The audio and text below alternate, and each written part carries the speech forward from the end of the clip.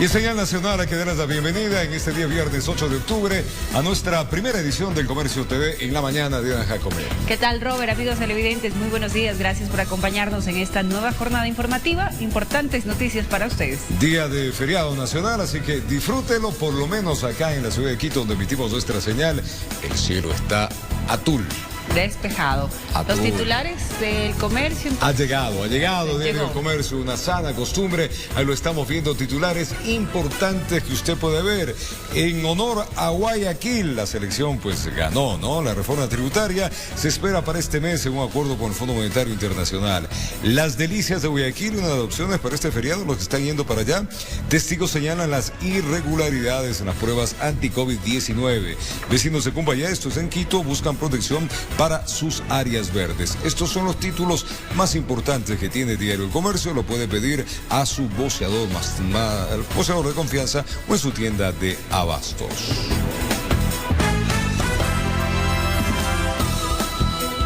Arrancamos de inmediato con las noticias. Reacciones a favor y en contra se registraron en la Asamblea Nacional tras las declaraciones de la alcaldesa de Guayaquil, Cintia Viteri, quien manifestó que es necesaria una reforma al COIP para autorizar el porte de armas a ciudadanos. Viteri aseguró que los inocentes deben estar armados. La gente debe tener derecho a defenderse. Para algunos legisladores, la intención de que la gente civil pueda armarse es descabellada. Indican que la violencia no se combate con más violencia. Una sociedad no mejora sus condiciones con más violencia. Lo que la alcaldesa nos está invitando es a decir, bueno, tomen su arma y matémonos entre todos, porque no hay posibilidades que podamos conciliar las cosas de otra forma. En realidad sí es preocupante. Pero esta es solo una de las varias opiniones que se generan en el legislativo, pues hay quienes creen que con una población con opciones a defenderse se puede generar menos actos delictivos. Yo creo que ahora hay que dar soluciones integrales. Hay muchos aspectos. El tema de eficiencia de leyes, el tema de más jueces también penitenciarios y muchos aspectos dentro de la misma. Esteban Torres, que es nuestro jefe de bancada, presentado en el 2020 incluso una ley para el porte de armas. Yo creo que es importante analizarla. Es importante debatirla, es importante saber qué aspectos se pueden tomar de ella y qué aspectos no se pueden tomar de la misma. En efecto, así es. Y el propio asambleísta Esteban Torres tuiteó este jueves sobre su iniciativa presentada el pasado 5 de diciembre de 2020.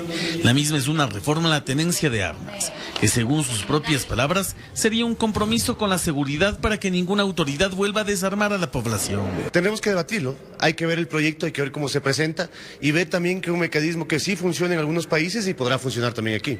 ¿En dónde, por ejemplo? En Estados Unidos, por ejemplo, el porte de armas es legal y yo creo que es importante en este momento saber si es que ello también nos ayudará al tema de seguridad o no nos ayudará. Asambleísta, en Estados Unidos hay estudiantes que se meten a las escuelas y terminan ocasionando matanzas. Obviamente, por eso lo digo, el tema de seguridad tiene que ser enfocado de una manera integral. Si esta es una solución, un planteamiento de solución, hay que debatirlo dentro de ello y saber si es que es la solución efectiva para lo mismo. En los antecedentes de la propuesta de ley de Torres se indica que entre 350.000 a 400.000 armas no están regularizadas en Ecuador y que solamente 150.000 armas están registradas, de las cuales la mayoría no se pueden utilizar por falta de permisos. Informó Javier Rosero. Y se puede contarles que la Asamblea Nacional aprobó la moción del legislador Ronnie Aliaga para que se designen las comisiones de garantías constitucionales y derechos humanos. Ellos realizan una investigación sobre las revelaciones realizadas en los Pandora Papers y el patrimonio del presidente Guillermo Lasso. Esta mesa legislativa será la única que puede investigar el tema y tendrá un plazo de 30 días para presentar un informe al Pleno. La misiva enviada por el presidente de la República invitando a los miembros de la Comisión de Fiscalización de la Asamblea Nacional para responder todas sus inquietudes acerca de las investigaciones reveladas por los papeles de Pandora, al parecer no fue suficiente para las bancadas de oposición y con 104 votos a favor incluyeron en el orden del día de la sesión 730 definir en el Pleno una comisión para que investigue el caso. Lo que debe realizar esta Asamblea Nacional es un análisis prolijo, minucioso, detallado, imparcial de esta información. Desde el bloque del Acuerdo Nacional consideran que esto es una cortina de humo por parte de los opositores para desvirtuar el trabajo al que tiene que enfocarse el legislativo. Esto lo quieren hacer un tema político sobre el hecho de que la Asamblea Nacional, en concreto un organismo administrativo, el CAL, con 5 votos, que ni siquiera representan el 50% de la Asamblea Nacional, del Pleno, decidieron no tratar un proyecto de ley, no hacer su trabajo censudo y consciente. Mientras que Pachacutic dice que las explicaciones del primer mandatario sobre el destino del dinero de sus inversiones aún no han sido aclaradas y que es por eso que consideran necesario que se designe una comisión específica. El Ecuador no puede quedarse mudo ni impávido, así que es urgente o que el Pleno cree una comisión ocasional o que definamos como Pleno una comisión que encabece las investigaciones exclusivamente en este tema. A lo que el oficialismo respondió que el gobierno ha sido muy claro y transparente con el tema. El presidente ha sido muy claro para que abrir todas sus cuentas, inclusive pidió que se abra su sigilo bancario. Creo que no solo nosotros, sino los 18 millones de ecuatorianos lo tienen muy claro. El presidente Guillermo Lasso también solicitó a la Contraloría General del Estado se realice un examen a su declaración patrimonial juramentada para demostrar que ha cumplido con todas las disposiciones legales y de transparencia, tal como lo dictamina la ley, informó Mauricio Sánchez. Versiones de testigos de la Fiscalía habrían confirmado que no existe irregularidades en la compra de pruebas para COVID-19 desde el municipio capitalino. Con esto, la defensa técnica de algunos imputados argumenta que la acusación por peculado se caería. En el séptimo día de la audiencia de juzgamiento por el presunto delito de peculado por la compra de pruebas para COVID-19 desde la Secretaría de Salud del municipio capitalino, se podría decir que no se ha aplastado el acelerador a fondo. Es así que hasta el momento solo 14 de los 62 testigos de la Fiscalía han comparecido. El licenciado en biología Galarza del Hospital Carlos Andrade Marín, o que fungía en ese entonces como jefe del área de genética y biología molecular del Hospital Carlos Andrade Marín, nos ha reafirmado lo que la defensa ha sostenido en todo este tiempo. Es decir, que las pruebas LAMP efectivamente utilizan como método polimerasa y que precisamente fue esto lo que se detalló en el contrato del municipio, en las especificaciones técnicas. Son 14 procesados, entre los que está el exalcalde capitalino Jorge Yunda. Desarrollo de la diligencia legal que para ellos hasta el momento les ha favorecido.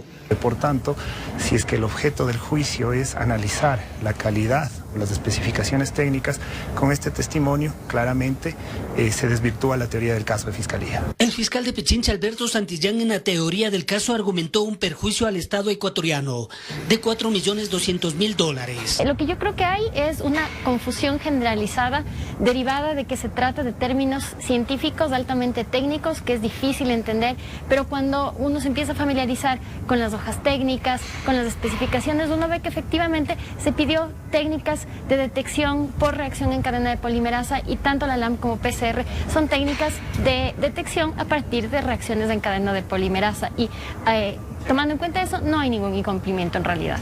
Informó Héctor Romero. Y el gobierno nacional aún analiza las alternativas jurídicas luego de que el CAL no calificara el proyecto de ley de creaciones de oportunidades. El ministro de Finanzas no precisó cuánto tiempo se tomarían, ni tampoco se verían modificaciones en el rubro salarial, que quién pagaría más impuestos. Le contamos. Los días se agolpan tras la negativa del CAL un 29 de septiembre, pero el gobierno no cree que haya transgredido ningún procedimiento. Tampoco define el camino a seguir para sacar a flote la ley, creo. ¿Insistiría en aplicar un nuevo impuesto para quienes ganen más de $2.000 a través de los cambios de los gastos deducibles? No le puede comentar demasiado el tema porque el Ejecutivo está precisamente en momento de análisis de las distintas alternativas que tiene desde el punto de vista jurídico, desde el punto de vista económico. Para el exasambleísta y ministro de Trabajo, este es un asunto de lógica jurídica y matemática. Con una ley que significa atender, escúcheseme bien, a casi 6 millones de ecuatorianos, que no tienen empleo. El Ejecutivo va a insistir en el mismo texto porque según el CAL, el Ministerio de la Ley no sería una opción constitucionalmente. La decisión de la acción que tomaremos la tiene por supuesto el presidente de la República. ¿Se sienten ustedes obstaculizados por la Asamblea? No, el gobierno lo que lamenta es que un proyecto de ley tan importante no haya podido tener un espacio de debate democrático en la Asamblea. Junto al secretario de Comunicación socializaron el contenido de la ley en la gobernación del Guayas ante los delegados de los medios. La alcaldesa de Guayaquil cree que el gobierno debería contemplar otras opciones. dejamos de cobrar un año dos tasas, la de turismo y la tasa de habilitación. En vez de aumentar, les quitamos, dejamos de percibir 11 millones de dólares en un año. ¿Por qué? Porque creemos que la gente debe tener un respiro. Luego de la conversión de los derechos especiales de giro que el FMI entrega a sus países miembros, Ecuador cuenta con 956 millones de dólares. Prueba de ello es que se empieza a ver una reducción gradual de los atrasos que tiene el Estado con distintos sectores. A pesar de la Asamblea, el Ejecutivo ajusta sus cartas y tiempos. La economía en un péndulo. Informó Jorge Escobar. Y el presidente Guillermo Lasso visitó la provincia de Tungurahua para mantener diálogos con productores agropecuarios. Durante su estancia, el primer mandatario también dijo que mantendrá una batalla democrática con el fin de alcanzar oportunidades laborales para los desempleados. Señor presidente, buenos días. Las actividades del presidente se desarrollaron en Ambato, capital de Tungurahua. Allí acudió con ministros de Estado y autoridades locales para entregar la viabilidad técnica de un proyecto de riego en la parroquia Pilahuín, así como la protección de la cadena productiva láctea, afectada por el contrabando y el suero de leche. La entrega de un acuerdo denominado Marco de Cooperación Interinstitucional para la protección y control de los productos agropecuarios. De igual forma, se otorgó el certificado de funcionamiento de la zona Wi-Fi e Internet inalámbrico en Tamboloma. Hasta finalizar este año serán 50 nuevas parroquias en todo el país de 0 a conectividad total. En esa misma línea, el primer mandatario reiteró una vez más su compromiso con la creación de 2 millones de empleos en 4 años y anunció que mantendrá una batalla democrática para conseguirlo. Buscar oportunidades para 5.800.000 ecuatorianos que hoy no tienen un trabajo fijo. Nuestra batalla democrática será siempre pensando en el beneficio de las grandes mayorías.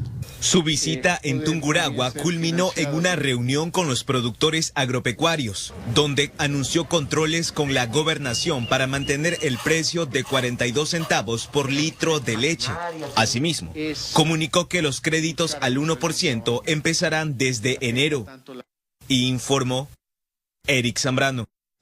Y aunque la Corte declaró inconstitucional, amigos, el artículo de la ley humanitaria que otorgaba nombramiento definitivo al personal médico que trabajó durante la pandemia, el Ministerio de Salud confirmó que garantizará la estabilidad de los profesionales que ya recibieron sus respectivos nombramientos. ¿De qué manera? Vamos a ver. El artículo 25 de la ley humanitaria es el que fue declarado inconstitucional. La normativa entró en vigencia desde junio de 2020 y permitía, entre otros aspectos, combatir la crisis provocada por la pandemia y, en particular, a los médicos que trabajaron durante ese periodo acceder a un nombramiento definitivo. A pesar del pronunciamiento de la Corte Constitucional, el Ministerio de Salud ratificó que garantizará la estabilidad de los trabajadores y profesionales de la salud que ya recibieron sus nombramientos. Además, indicaron que la sentencia no afecta a los concursos de mérito y oposición terminados, ni aquellos que se encuentran en curso en cualquier etapa a partir de su convocatoria. De alguna manera esto generó tranquilidad en el personal médico que se encuentra en el proceso de su nombramiento, pues el argumento de la Corte fue que dichas normas son contrarias a la disposición constitucional que consagra el derecho a la igualdad y no discriminación, siendo la medida más gravosa que impide el derecho a ejercer cargos públicos de todas las personas que quieran participar en dichos concursos. Informó Javier Rosero. Más adelante, amigos televidentes, cuarto día de paralización de comerciantes en el puente internacional de Rumichaca. Al regresar les contaremos los detalles de cuáles son sus exigencias para la reapertura. Quédese con nosotros.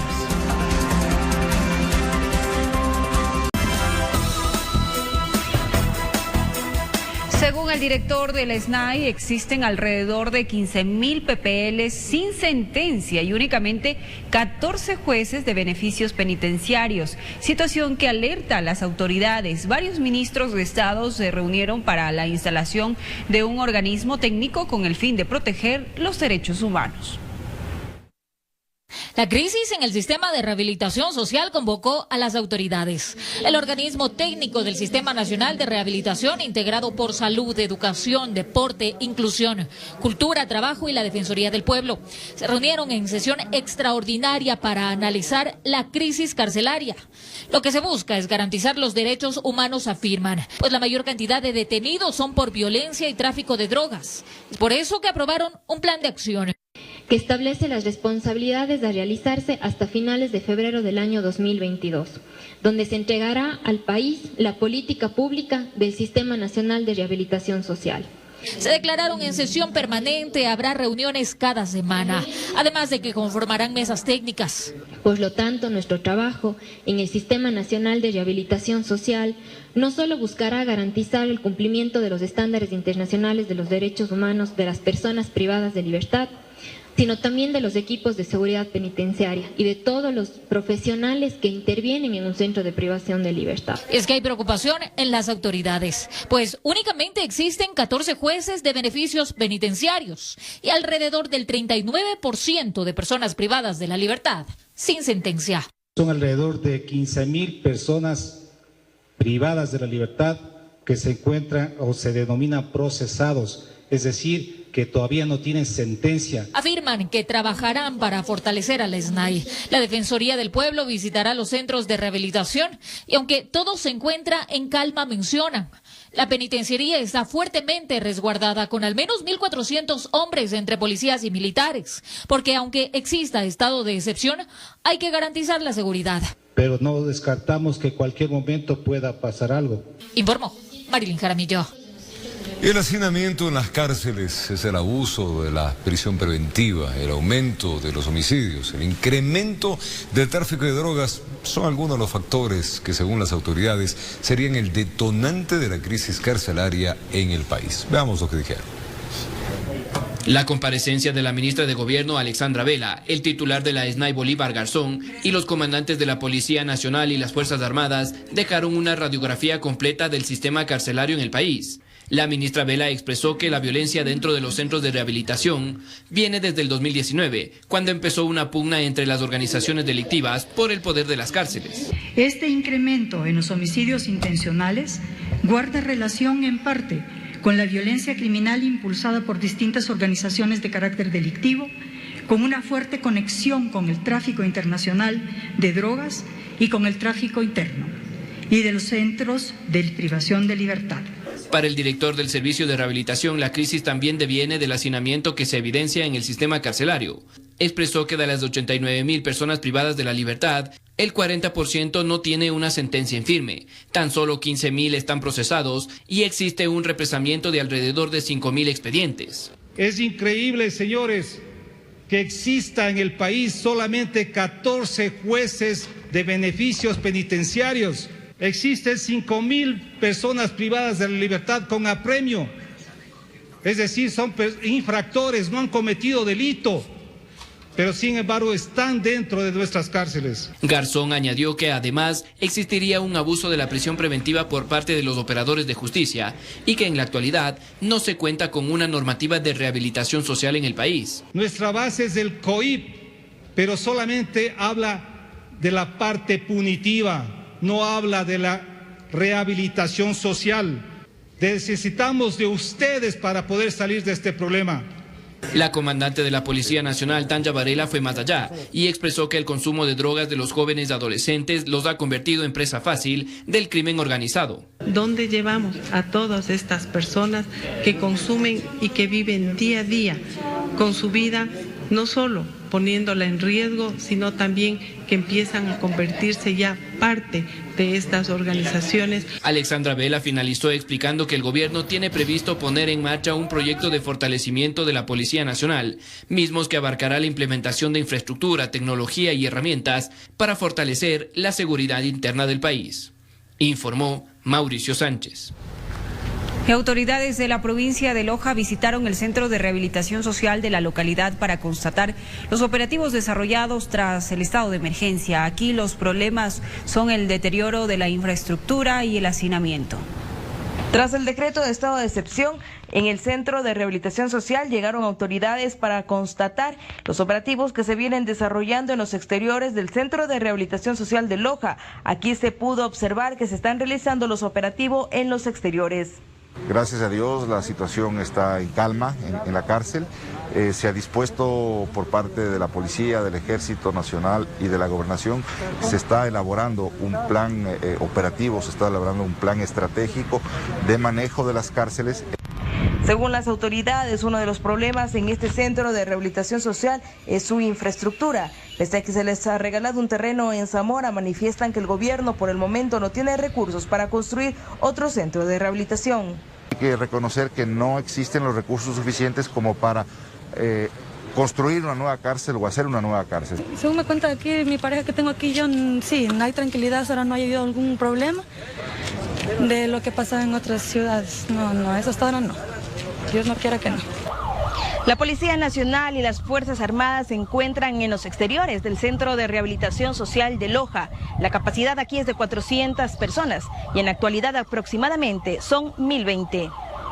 No, se está realizando los trámites que nosotros tenemos que hacer a las personas que ya cumplen el beneficio penitenciario del 40% en unos casos y el 60% en otros casos.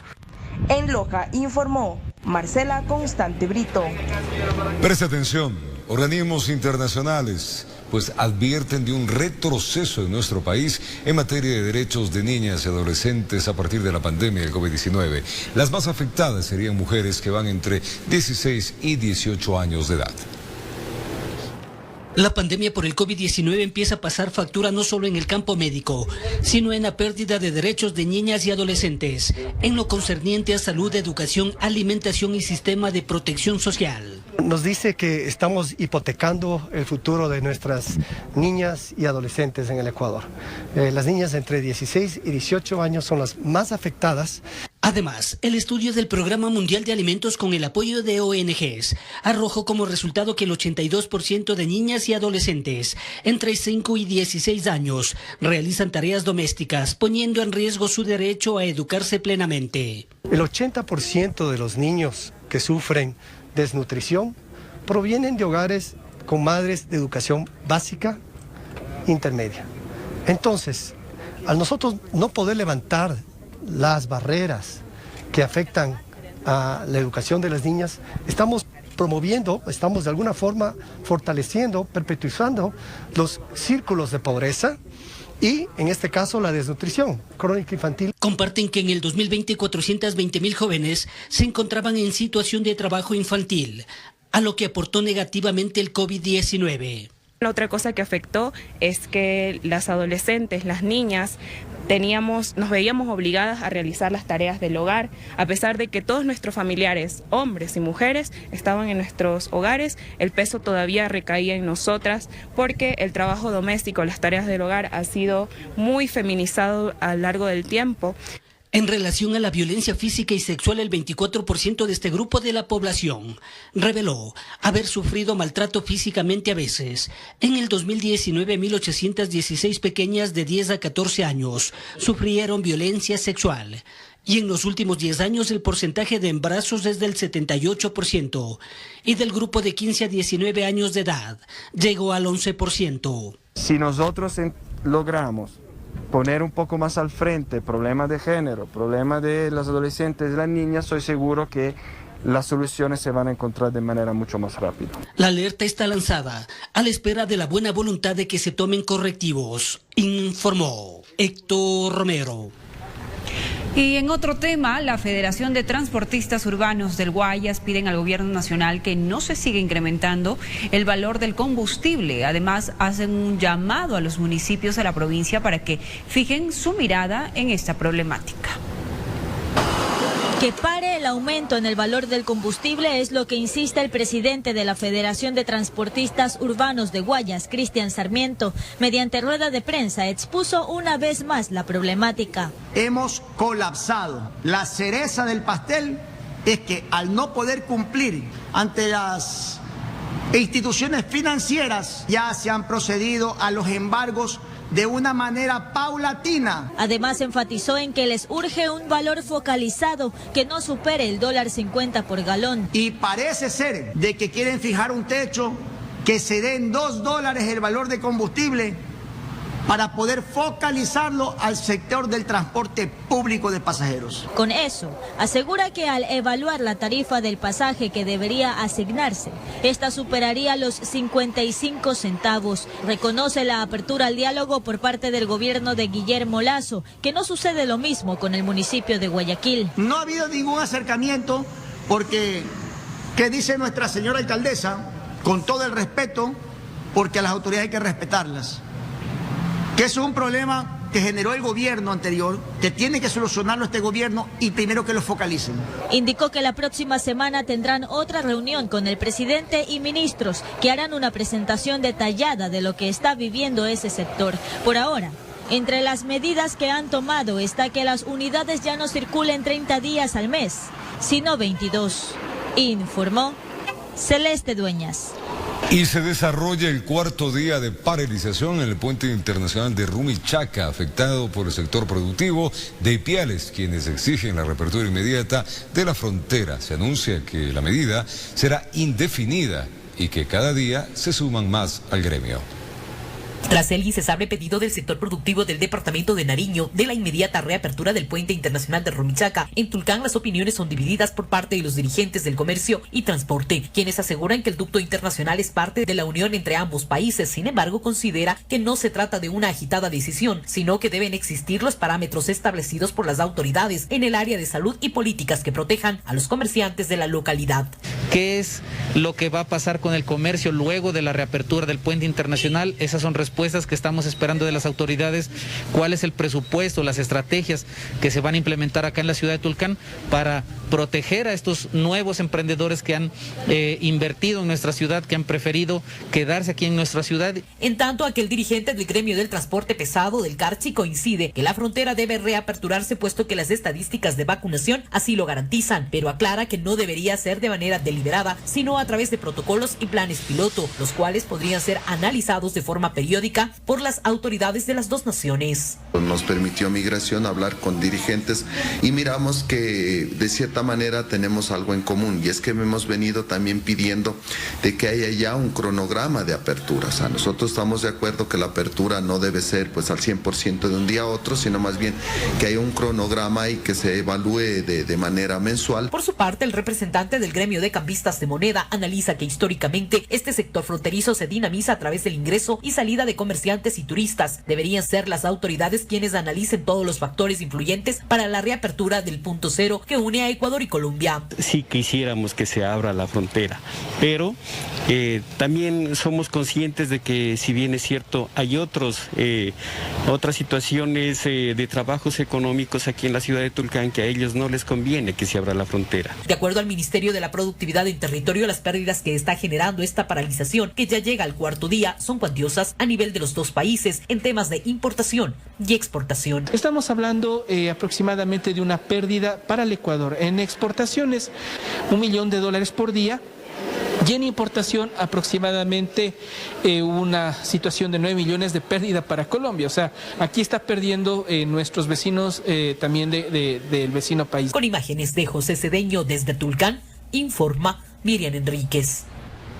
Y la Agencia Nacional de Regulación y Control y Vigilancia Sanitaria junto a empresas farmacéuticas lanzaron la campaña La Receta se Respeta, una iniciativa que tiene como objetivo promover el uso racional de medicamentos, controlar su consumo y evitar la automedicación que puede generar efectos negativos en la salud de las personas. Como alarmantes calificó Andrés Padilla, coordinador de la Zona 9 de la Agencia Nacional de Regulación, Control y Vigilancia Sanitaria, ARSA, las cifras presentadas por la Organización Mundial de la Salud en torno a la farmacoresistencia. La farmacoresistencia en una muestra de 500.000 personas en alrededor de 22 países en el mundo, ocasionada por el uso deliberado o incorrecto de antibióticos. Es por ello que ARSA junto a empresas privadas lanzaron la campaña La Receta se Respeta, con el objetivo de hacer un llamado a los ecuatorianos a evitar automedicarse cuando se desconocen los efectos secundarios que podría tener un fármaco en el organismo. Sebastián Coronel, experto en vigilancia farmacéutica, explica las consecuencias del uso deliberado o incorrecto de antibióticos bajo automedicación o un cambio de medicamentos de la receta. Cuando nos automedicamos, comienzan a ser más resistentes. Ya, por ejemplo, una medicación normal ya no va a hacer efecto para sanar una patología. Es decir, que tendremos que acudir a moléculas que van a ser mucho más agresivas con el cuerpo humano, moléculas que van a hacer incluso tener efectos adversos mucho más graves que tenemos actualmente. Además de la campaña, se intensificaron los controles de farmacovigilancia. Recordaron a las farmacias que deben respetar la venta de medicamentos bajo receta médica, excepto aquellos que establecen su venta libre. Una sanción de 5 salarios básicos unificados y a la vez una clausura en caso de un análisis caso por caso. Finalmente, también exhortaron a la industria farmacéutica. Evitar el cambio de receta en los puntos de venta, el cambio de receta o de prescripción por parte de personal no calificado. En Quito informó Adriana Rojas.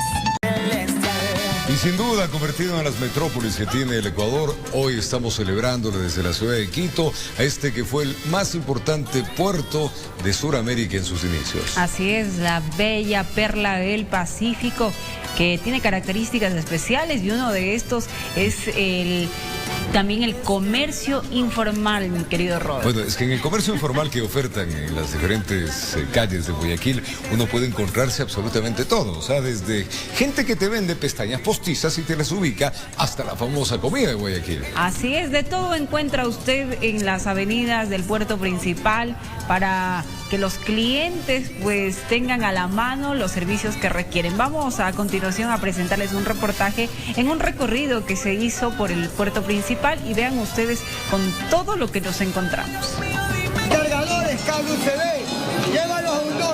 Buscarse el pan de cada día trabajando en lo que se pueda es algo que caracteriza a quienes viven en Guayaquil. En más de una vereda se observan comerciantes informales ofreciendo no solo productos, sino también servicios. Joana, por ejemplo, se instala en el centro de la ciudad con 2 asientos de plástico y una caja con pestañas individuales, tinte para sombrear las cejas, espejo, además un cartel que da a conocer a quienes pasan por allí los trabajos que ella realiza. Y esto es algo que nunca pasa de moda, porque a muchas chicas les gusta arreglarse para verse bella. Aplicar las pestañas le toma máximo 10 minutos. El precio, $5. Es el mismo rango que maneja Silenis. Con agilidad realiza trenzas desde las más sencillas por $5 hasta otras que incluyen extensiones por $25 aproximadamente. Es mejor porque ahí va directamente las personas caminando y van viendo lo que vas haciendo. Depende, si ve un buen trabajo que tú estás haciendo, ahí se realizan el trabajo contigo. Además hay quienes pintan las uñas, depilan las cejas y clientes que admiran sus trabajos. Realmente este talento no lo encuentras en cualquier lado. Este arte que ellos hacen es muy bueno. Sacar de apuro a los transeúntes también es un arte, según Alberto. Lleva 30 años dedicado al comercio. Ha vendido trapeadores, agua, un sinnúmero de productos. Su trabajo lo considera algo simbólico para la ciudad de Guayaquil. Porque hay personas que me dicen, mira cómo encontré, y encontraba el cargador. Y mire, justamente usted pasa. En los semáforos la historia no es distinta. Allí se ofrecen aromatizantes para vehículos, agua de coco, boldo con sábila, chaulafán, incluso herramientas educativas por $1. El borrador, la pizarra acrílica y el marcador. Más recreativo para los niños que un celular. Otros, además de vender agua, ofrecen shows cuando los vehículos se detienen. Y me gano la vida los fines de semana pintándome de maniquí, y así me gano la vida también. Las frutas son algo que no pueden faltar. Se encuentra a $1 la funda y los comerciantes deben vender varias en menos de 40 o 50 segundos que demora en cambiar el semáforo. Tiempo límite, porque a veces nos llevan para allá y tienen que ir a la carrera. Y como hay bastantes vendedores aquí, a veces el que más pila es el que vende aquí. Sí nos hemos caído algunos vendedores. Yo tengo el mano fracturada, aquí tengo 6 tornillos. Cuando el semáforo cambia a verde, aprovechan para enfundar las frutas. Quisimos constatar qué tan sencillo era, pero sin lugar a dudas, solo comprobamos que la práctica hace al maestro. Este es el color de la informalidad, producto del ingenio de quienes buscan salir adelante en Guayaquil, una ciudad que a más de uno le ha brindado oportunidades. ¡Y que viva Guayaquil! Informó Celeste Dueñas. Vea, unas trencitas pasando por la calle, Oiga, ya está. Y también la depilación, ¿vio ahí? Sí, Uno a veces no tiene tiempo de ir a la peluquería, pero al paso encuentra este espacio justamente para depilarse o hacerse las uñas. Pero claro, y si está con hambre, ahí se encuentra una diversidad también de oferta gastronómica y se necesita ropa también de pasito, de pasito. De todo un poco encuentra en las avenidas, en las calles de Guayaquil, de la Perla del Pacífico, características que sin duda la hacen única, ¿no? La hacen diversa, una galería de arte que expone 4 ilustraciones desde las alturas. Evoca a estos héroes, ¿no? Así es, Guayaquil fue una de las ciudades más afectadas por el COVID-19, pero asimismo pudo salir adelante y esto es lo que se recrea en una ruta turística desde la aerovía. Se trata de una exhibición innovadora que nos recuerda que con amor y solidaridad la Perla del Pacífico surge. Es que desde las alturas, Diana, tú puedes ver todo lo que han expuesto estos verdaderos artistas, ¿no? Y hay uno, claro, no solamente que puedes ver la urbe como tal, sino que uno se engolosina viendo esa calidad de arte. Y así es, los guayaquileños son gente guerrera, gente que se levanta, y les presentamos a continuación esta nota que refleja mucho el optimismo y la garra de cada guayaquileño. Esa es.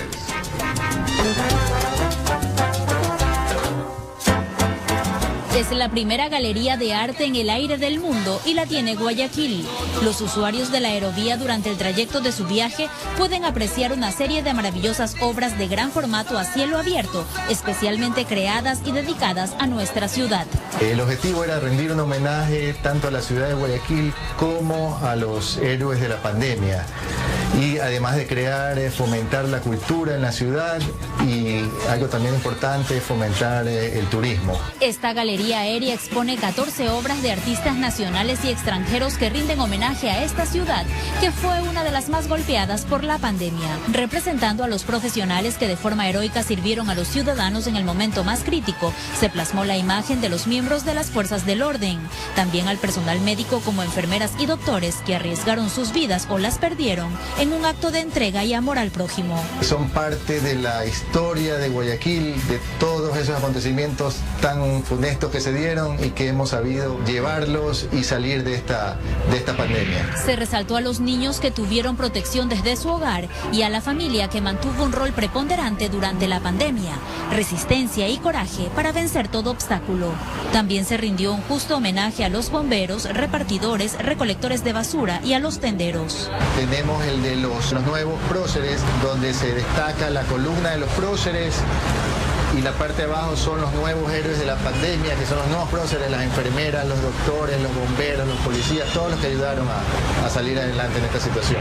El ilustrador ambateño Roger Icaza, a través de su arte, rindió un merecido reconocimiento a los abuelos. Representa la necesidad del reencuentro, digamos, es justamente un homenaje a los abuelos, a los nietos y a esa necesidad de ese abrazo, ¿no? Que pues es tan importante en nuestras vidas y que en la pandemia pues se perdió, ¿no? en ciertos momentos. Es algo distinto porque es algo llamativo, porque es algo innovador, creo que es un arte diferente, que tenemos la posibilidad solamente de disfrutarlo acá en Guayaquil. Para mí es una obra increíble, como decir, no vista, porque aparte son murales que se encuentran en el aire. Es algo que no existe en otro lugar. Son los primeros en hacer algo que los demás pueden imitar, que es muy bueno hacerlo adecuado. También se exaltó a la sociedad civil, demostrando que se puede crecer frente a cualquier adversidad y que Guayaquil se levanta como ave fénix para resurgir por amor a su gente. Informó Roselena Vázquez. Qué lindo esto, realmente desde el aire, ahí podemos ver estas imágenes que lo que muestran es la pujanza, la garra y las ganas de salir de esta pandemia. Así es, hay características únicas de la Perla del Pacífico, de esta ciudad maravillosa que alberga a propios y extraños justamente para que se muestre toda la diversidad que existe, y por eso en estas fiestas, y si usted aún no ha decidido qué hacer en el feriado, pues le invitamos para que vaya, para que visite la octava edición de la Feria Gastronómica Raíces en el Centro de Convenciones Guayaquil. Yo estoy pensando ya partir para Guayaquil, le cuento, porque esa feria me dicen que es espectacular. Yo, mientras usted habla, en mi mente viene y usted está bien, vea, boloncito de verde con chicharrón grande. Ya. Encebolladito. También la guatita, que es famosísima. La guatita. ¿Con pan o con chifre? chifle. Sí, bueno, algunos lo discuten, pero yo creo que lo importante es disfrutar del talento de aquellas personas que han apostado en la gastronomía para difundir un poco de las raíces y también de lo bueno que es nuestro querido y hermoso puerto principal. Nos olvidamos del cevichito guayaco. Bueno, hay de todo, no me va a tener hambre. Cevichito, esta muestra está abierta a propósito, desde el 7 hasta el 10, así que vea, si está en Guayaquil y está con hambre, vaya para allá, vaya para allá.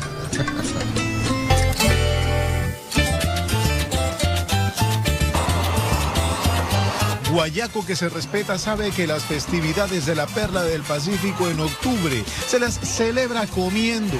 Y por ello, la 8ª edición de la Feria Raíces ya está inaugurada, deleitándonos con lo más sabroso de la gastronomía ecuatoriana. Y es que el amor entra por los ojos, además de por el estómago. Pastelitos típicos de Guayaquil, pero con un toque diferente. En este caso, nuestro plato estrella es de tocino con mozzarella. Y nuestra propuesta gastronómica es sin ir a la provincia de Imbabura puede conseguir el plato de la fritada tuntaqui. Pues esto sirve como un estímulo no solo a los dueños de huecas, sino también a aquellos emprendedores que buscan resaltar y dar a conocer su producto. Una mezcla de el chaulafán con la cocina ecuatoriana, lo que es el tapado esmeraldeño, que tiene carnes ahumadas, camarón, acá tengo el huevito, la salsa con la chillagua.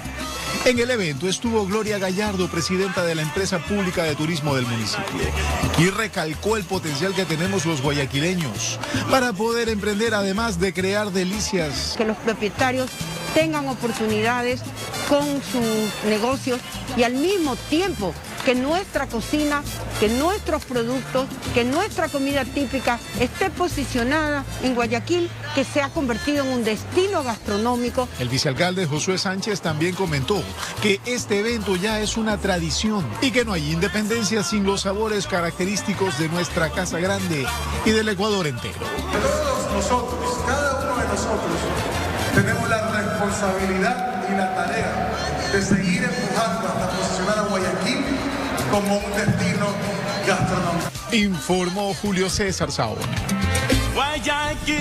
Este verdecito, ¿vio? Arrocito ahí, ¿no? Sequito de pollo. Sequito de pollo. Arrocito amarillo, que no puede faltar en el seco de pollo. A mí me sale un seco de pollo increíble. Sí, caray. Las maravillas que uno puede hacer. La comida de Guayaquil es muy rica, la comida de Guayaca tiene un sazón distinto, ¿no? ¿Sí? El sequito de pollo es muy tradicional. Por supuesto, a mí me encanta. El caldito de salchicha faltó por ahí. Sí, una imagen, también, un encebollado. Es que tiene que ser en terrier el cebollado. Sí, y picado el chip. Ahí, harta cebolla. El Salón de Octubre abrió sus puertas y premió a las mejores obras en el tradicional certamen de la pintura de la Casa de la Cultura Ecuatoriana. Así es, Núcleo Guayas, por supuesto, por las fiestas de independencia de Guayaquil. El primer premio, miren, fue de $4,000. Así que vamos a ver un poco del talento a continuación de nuestros guayaquileños. El artista guayaquileño Gunter Córdoba obtuvo el primer premio del Salón de Octubre 2021 con su obra Crónicas Verdes, inspiradas en el Guayaquil de 1896 a 1912. La metáfora de la luz verde evidencia esa concepción de progreso. La obra está inspirada justamente en el tiempo en que Guayaquil tenía que salir de muchos apuros, no solamente sociales, económicos, incluso climáticos. Y utilicé el argumento visual de las casas de aquella época para elaborar una especie de semáforo que se suspende en el aire o que está suspendido en el aire y que se proyecta una luz verde que ilumina en este caso al resto de ciudades o comunidades que no estaban en esas vías de progreso.